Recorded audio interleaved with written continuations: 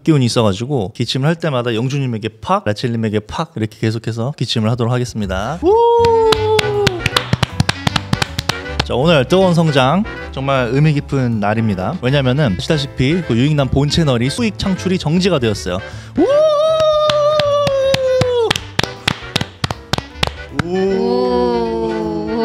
근황을 좀 말씀드리자면 제가 수익 창출 정지가 되고 정말 많은 유튜버분들에게 연락이 왔는데 대부분 걸리셨더라고요. 그 재사용 콘텐츠가 저번 달에서 이번 달 사이에 굉장히 많이 걸렸더라고요. 그거를 대부분 항소 가이드라인이 있어가지고 그거를 잘 넘기셨는데 저는 그때 이제 그 고퀄리티 항소 그 하느라 막 조명 세팅하고 이렇게 하느라고 제일 중요한 그 편집 과정을 넣질 않아가지고 수익 창출 정지가 되었습니다. 와!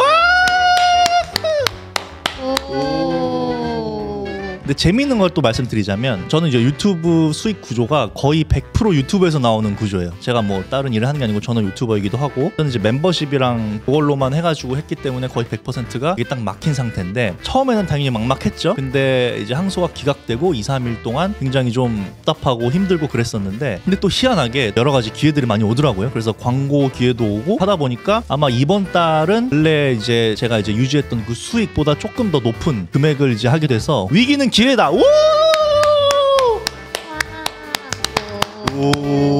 이제 수익 창출이 정지가 됐지만 그런 거 아랑곳하지 말고 또 이제 저도 열심히 해가지고 우리 또 유익남뿐만이 아니라 우리 유익남 팀 그리고 제 자신도 좀 인간으로서 또 유익남이란 페르소나 외에도 더 멋지게 성장을 해가지고 그런 모습들을 여러분들에게 증명하고 보여주면서 멋있는 삶의 표본이 되면 좋지 않을까 생각합니다. 유일하고 유익하게 유일하고 그 채널로 많이 넘어와 주세요. 오히려 수익 창출이 정지가 되니까 이 수익을 좀 더 늘릴 방법이 뭐가 있을까 오히려 생각을 하게 되더라고요. 왜냐면 이제 회원 멤버십만 했을 때는 이게 멤버십이 좀 안정적인 수익이 들어오다 보니까 그런 생각 전혀 못했었는데 오히려 이렇게 우리가 조금 더 수익적인 면에서 고민을 많이 하고 또 비즈니스 유익남인 만큼 비즈니스적인 거에 대해서 좀 많이 다루면은 오히려 전보다 수익도 더 많이 올라가고 그렇지 않을까 그런 생각이 들어가지고 그런 부분들을 이제 앞으로도 많이 하면서 청취자 14명 유익남 죽지 않았어 15명 누구 한 명 나갔어 한 명 나간 사람 누구야 왜냐면 니시노아키로도 유명해진 게 자신의 어떤 수익화의 시스템을 직접 보여주고 시도하고 실패하고 이런 모습을 보여주면서 성장했기 때문에 지금 이제 제가 주변에 여러 이슈들 때문에 이제 그 저를 잘 모르면서 그냥 괜스레 싫어하는 안티들이 굉장히 많이 늘었지만 이제 그런 분들까지 제 팬으로 만들 수 있는 그런 이제 재치와 역량 그다음 그런 오해들을 다 풀고 지금 막 주변에서 일어나는 그런 이슈의 자극들을 제가 더 코카인보다 더 자극적인 맛으로 이슈들을 다 덮어버릴 정도로 나의 역량을 키워 청취자 16명 오늘 최대야. 와 최고야 최고. 우! 수익 창출 정지되고 바로 이제 그 광고 제안을 받은 책입니다. 근데 이제 이게 광고긴 하지만 제가 읽으면서 깜짝 놀랐던 게 깜짝 놀라셨죠 읽으면서 삶의 가장 기억에 남는 삶의 가장 기억에 남는 순간들은 우리 인생에 있어서 가장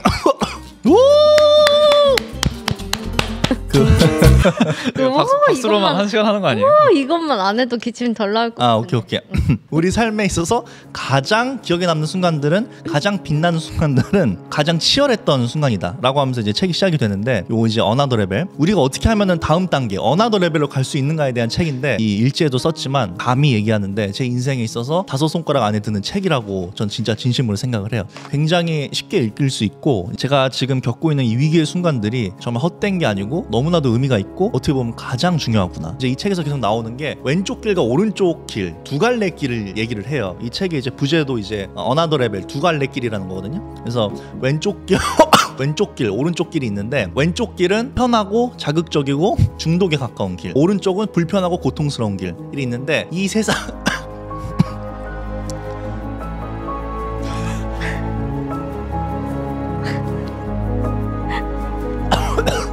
이 세상에 그 굉장히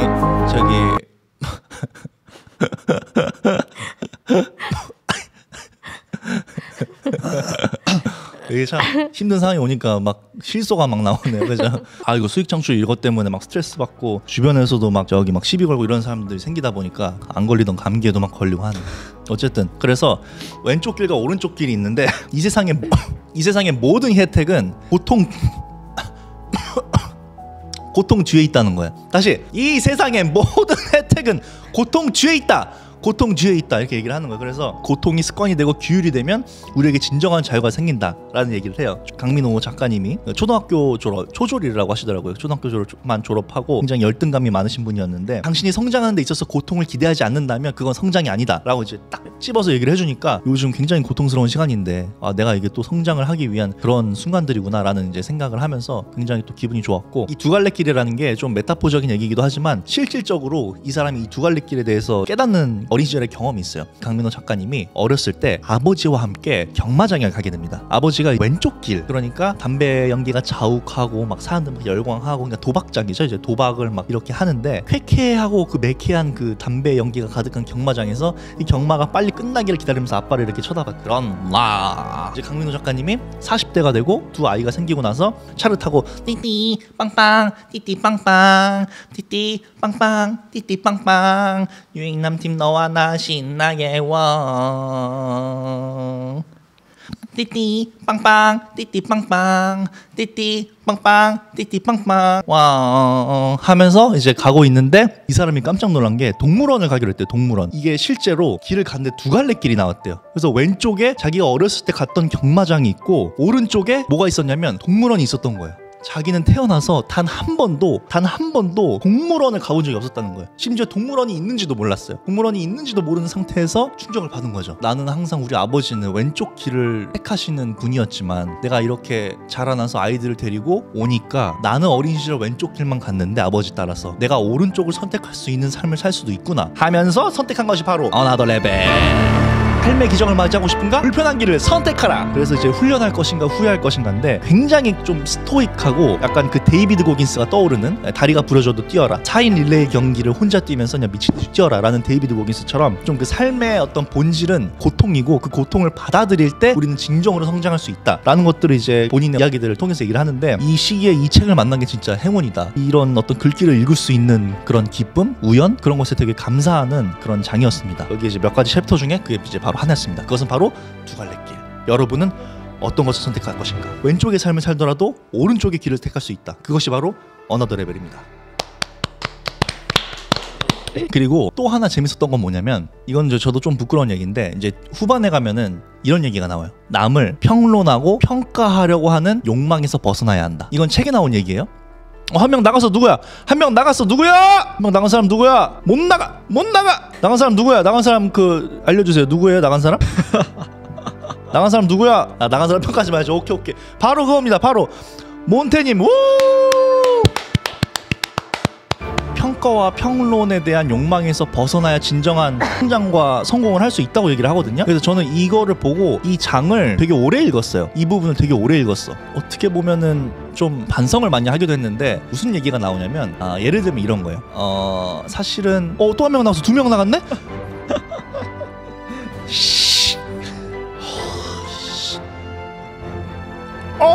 어나더 레벨의 작가님도 초등학교만 졸업을 하고 학력이 컴플렉스가 있어가지고 책을 하루에 한 권씩 읽었대요. 책을 워낙 많이 읽고 그거에 대한 이제 아웃풋, 인사이트를 블로그에 쓰다 보니까 사람들이 열광한 거예요. 이 작가님의 글에 엄청나게 열광한 거예요. 그래서 엄청나게 열광을 해서 이분이 이제 작가들을 비평하기 시작했대요.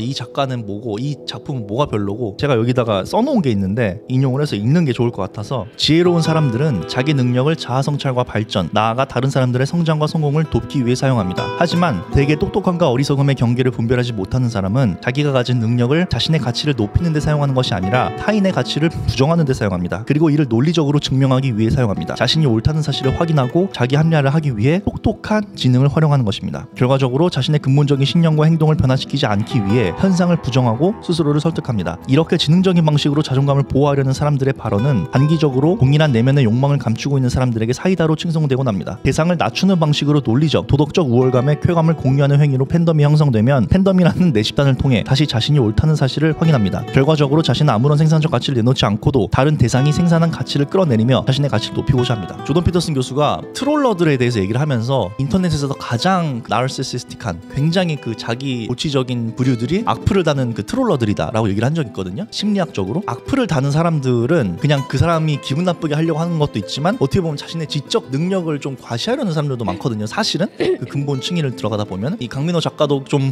그러한 시간이 되게 길었었대요. 책을 많이 읽고 어떤 지적 수준이 올라가고 학력에 대한 컴플렉스가 있다 보니까 남을 이제 깎아내리는 식으로 자신 자존감을 이렇게 유지를 했는데, 자기가 직접 책을 쓰고 집필을 하고 브랜딩 관련해서 좀 성공을 하기 시작하면서 내가 이렇게 했던 행동들이 나의 발목을 잡을 수 있겠구나. 나는 남을 평가하고 평론을 하는 게 아니라 이제 평가와 평론을 받는 그런 대상이 된 거잖아요. 그래서 사람들은 사실 되게 많은 경우 플레이어가 되고 싶어요. 저도 반성을 했던 게 뭐냐면 뭐 앤드류 테이트 얘기하고 카니 웨스트 얘기하고 조던 피터슨 막 가져와서 얘기하고 하는 부분들이 결국에는 평가와 평론으로서 제가 어떤 인지도를 얻고 수익을 얻고 팬을 얻은 거란 말이에요. 근데 지금은 제가 이렇게 나와가지고 얼굴을 이제 드러내밀고 부족한 말솜씨와 부족한 능력으로 지금 이제 시작을 하고 있어요. 제가 능력이 높지 않다는 건 자각을 하고 있고, 그렇지만 조금씩 성장하는 게 느껴지고 제가 이제 또 하나의 플레이어가 돼가고 있는 게 아닌가. 유익남 팀과 같이 주도적으로 좀 크리에이티브한 일을 좀 더 할 수 있는 그런 기회를 얻은 게 아닌가, 그런 생각이 들게 되면서, 그래서 아까 초장에도 얘기를 했지만 좀 충격을 받는 거예요. 이 책이 어려운 책이 아니에요. 너무 쉬워요. 읽다 보면은 조금 이런 명성에 비해서는 좀 글이 쉬운데? 라고 하면서 살짝 실망할 수도 있을 정도로 간단하고 쉽게 읽히는 책이 사실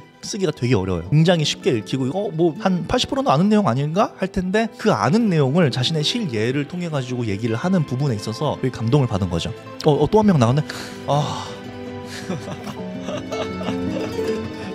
나가지 마! 나가지 마! 사실은 뭐 9명, 11명 이러다가 오늘 16명 들어왔잖아요. 사람 심리라는 게 사실 12명, 13명 들어와도 전부 다 나으니까 기뻐야 되거든요. 16명이 들어왔다가 막 한두 명씩 계속 빠지니까 이 모서리로 another level, another level, another level로 가라! 우리가 좀 플레이어로 가기 위해서는 어떤 남을 평가하고 평론하려는 욕망에서 벗어나서 좀 상대의 좋은 점을 보고 그런 어떤 작품들을 존중할 수 있고 그런 문화를 존경하고 존중하는 데서 시작해야 되는 게 아닌가 하면서 개인적으로 좀 반성을 사실 좀 많이 했습니다. 근데 중심이 중요한 것 같아요. 이런 게 나는 좀 많은 것 같은데 또 왜 이렇게 안 행복하지? 이런 생각을 하다가 이 책을 만났는데, 이 책에서 결국에는 치열하게 살았던 삶의 순간만 남는다는 거예요. 내 기준에서 나를 이긴 경험, 그러니까 나의 어떤 욕망들과 나의 게으름을 이긴 경험들이 계속해서 쌓이면서 그게 지금의 나를 만든 게 아닌가. 유일하고 유익하게, 유일하고 유익하게, 유일하고 유익하게.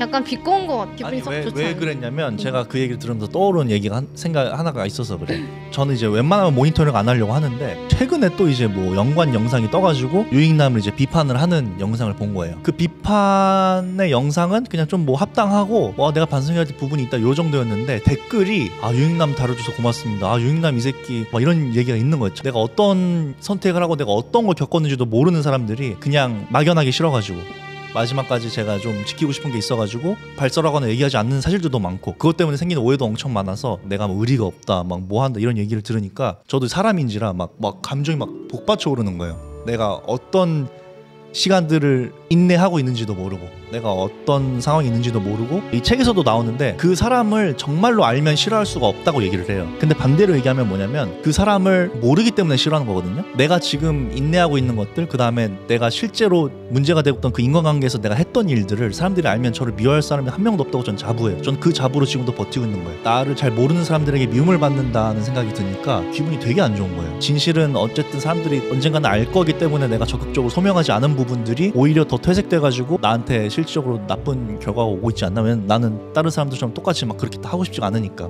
저의 매너나 그런 걸 지키고 싶으니까. 그런 와중에서 이 책에서 뭐가 나오냐면 자존감에 대한 얘기를 하면서 결국에는 내가 나를 사랑하고 행복하는 방법은 방금 라첼이 말한 그거예요. 내가 만든 규율과 그 조그만한 규칙들을 그대로 살면 내가 나를 사랑하게 되는데, 그게 정확한 워딩으로 작은 성취의 경험이라고 얘기를 해요. 근데 이게 뜨거운 성장에서 우리가 루틴 챌린지를 하잖아요. 그래서 한 달에 한 번씩 그 루틴을 달성하는 분들이랑 유익남 팀 대화를 나눈단 말이에요. 15분 정도. 그런 리워드가 있는 만큼 외부적으로 뜨거운 성장이라는 그 채널 안에서 리워드를 드리지만 본인들이 가장 행복할 거예요. 내가 아무리 피곤하고 이렇게 아파도 오늘 방송을 했다, 그리고 이렇게 아프고 힘들어도 내가 정해진 시간에 일어났다 라고 하는 그 작은 성취의 순간들이 자존감으로 연결이 되는데, 이런 생각이 든 거죠. 지금 내가 여기에 만약에 휘둘리게 된다면 내가 자존감이 낮기 때문이겠구나, 내가 내 자신을 사랑하지 않기 때문이라는 생각이 들면서 제가 이제 글에도 썼지만 여기서 책에서 나오는 게 내가 해야 될 일보다도 더 중요한 게